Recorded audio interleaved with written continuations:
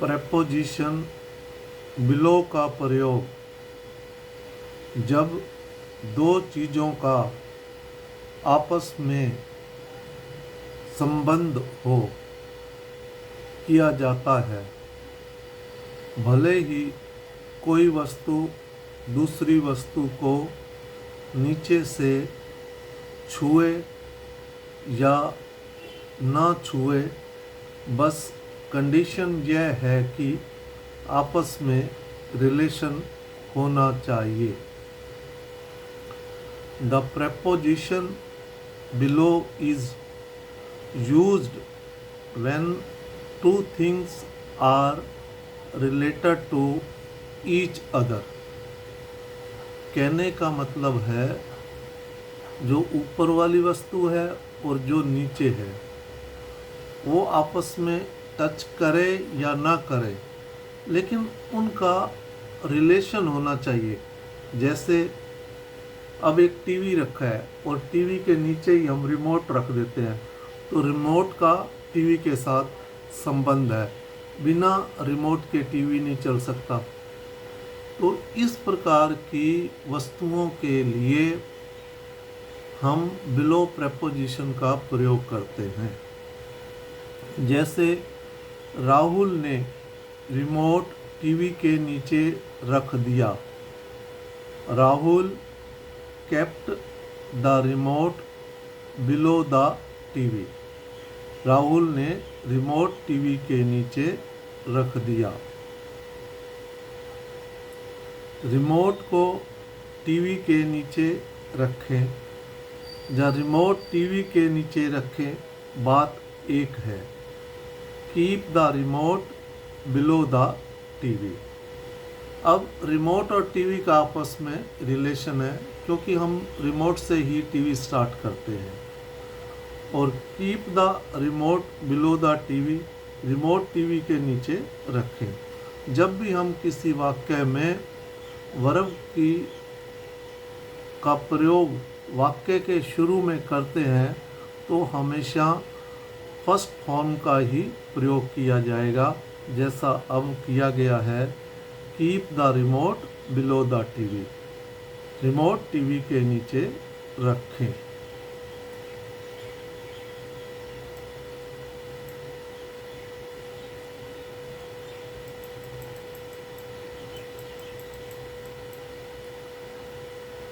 TV के नीचे remote टेढ़ा था।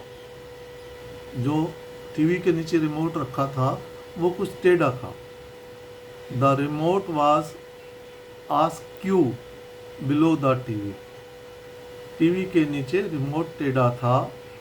आस्क्यू में ना टेढ़ा। पेड़ के नीचे जड़ होती है। There is the root below the tree. अब जो पेड़ के नीचे लगा हुआ है तो जड़ नीचे चली जाती है, चाहे वो अब वो टच भी कर रही है, पेड़ से ही निकली हुई है तो पेड़ से संबंधित, इसलिए there is the root below the tree. पेड़ के नीचे जड़ होती है। पेड़ की जड़ें मिट्टी के नीचे तक पहुंचती हैं। The roots of the tree reach below the soil. पेड़ की जड़ें मिट्टी के नीचे तक पहुंचती हैं, लेकिन जड़ों का संबंध पेड़ से है, इसलिए हम बिलो प्रेपोजिशन का ही प्रयोग करेंगे। अब नीचे वाले कमरे में कौन रहता है? अब एक मकान है। अब उनके रिलेटिव आते हैं कि भाई नीचे वाले कमरे में कौन रहता है। Who lives in the room below.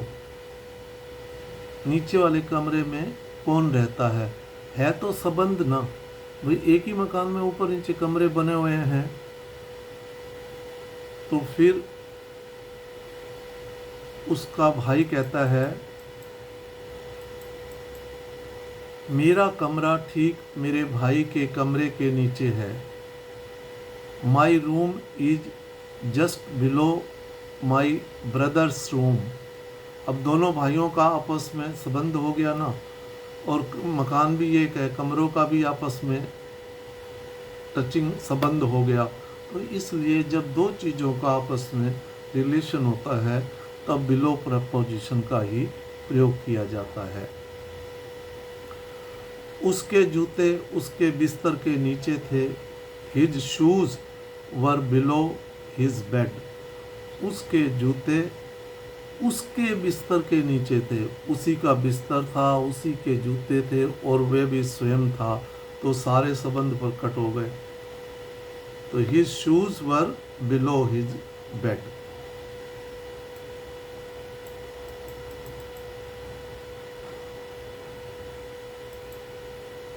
Card पर मेरा नाम मेरे पिता के नाम के नीचे छपा था। My name was printed below my father's name on the card. अब शादी का कार्ड है, वो छपा, जो बेटा है वो बेटे का नाम पिता के नाम के नीचे ही छपा हुआ है। तो आपस में रिलेशन भी हो गया, कार्ड भी आपस में परिवार का ही है, तो संबंध हो गया, सारी चीज़ संबंधित हैं।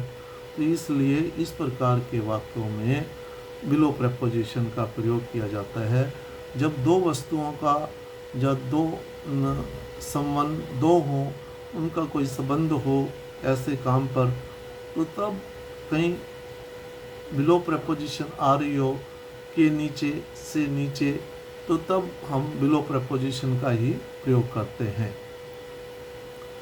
इस प्रश्न का उत्तर नीचे दिया गया है। अब जो ये प्रश्न है ऊपर जो है उसका उत्तर भी उसी के नीचे दे रखा है, तो आपस में प्रश्न और उत्तर का रिलेशन हो गया। The answer of this question is given below. इस प्रश्न का उत्तर नीचे दिया गया है। उत्तर कुंजी, ऊपर प्रश्न दिए गए हैं, उत्तर कुंजी भी नीचे ही दे दी है उसके, तो जो प्रश्न है उसी की उत्तर कुंजी है, तो आपस में रिलेशन हो गया। द आंसर की इज बिलो द क्वेश्चंस।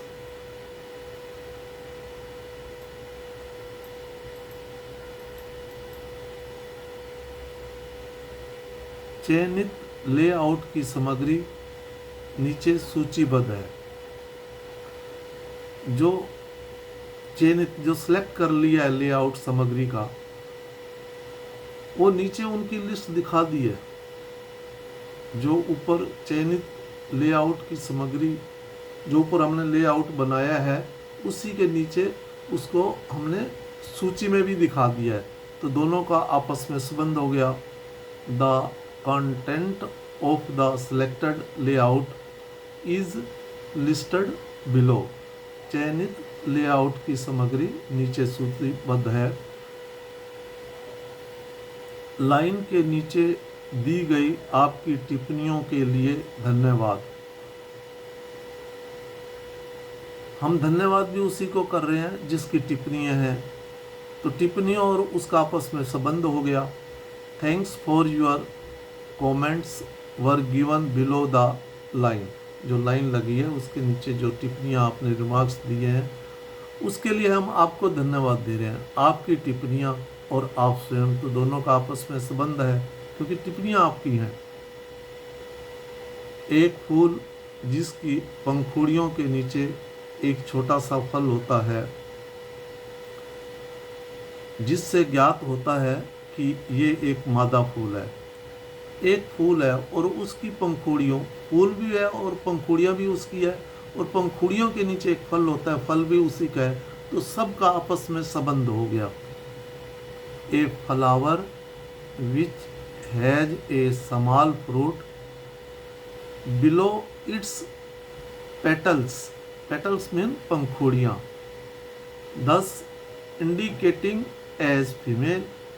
एक फूल जिसकी पंखुड़ियों के नीचे एक छोटा फल होता है, जिससे ज्ञात होता है कि ये एक मादा फूल है। तो क्योंकि पेड़ हो गया, उसकी पंखुड़ियाँ भी हो गया, वही पेड़ है और उसी का ही फल हो गया उन पंखुड़ियों के नीचे, सबका आपस में संबंध है। तो इस प्रकार कुछ वस्तुएं या संबंध जिनका आपस में रिलेशन हो और दो वस्तुएं वो नीचे से टच करें या ना करें, तो ऐसे वाक्यों के लिए हम बिलो प्रेपोजिशन का प्रयोग करते हैं। इसमें कोई त्रुटि है तो कृपया कमेंट्स करें और आपसे नम्र निवेदन है अपने जान पहचान के बालक बालिकाओं को जो दूर दराज ग्रामीण इलाकों में रहते हैं, वो बच्चे बहुत इंटेलिजेंट होते हैं लेकिन सुविधा से वंचित होते हैं, तो उन्हें एज ए विद्यादान के रूप में शेयर करें ताकि वे इसका लाभ उठा सकें और आसानी से वाक्य इस प्रकार के बना सकें। जय हिंद।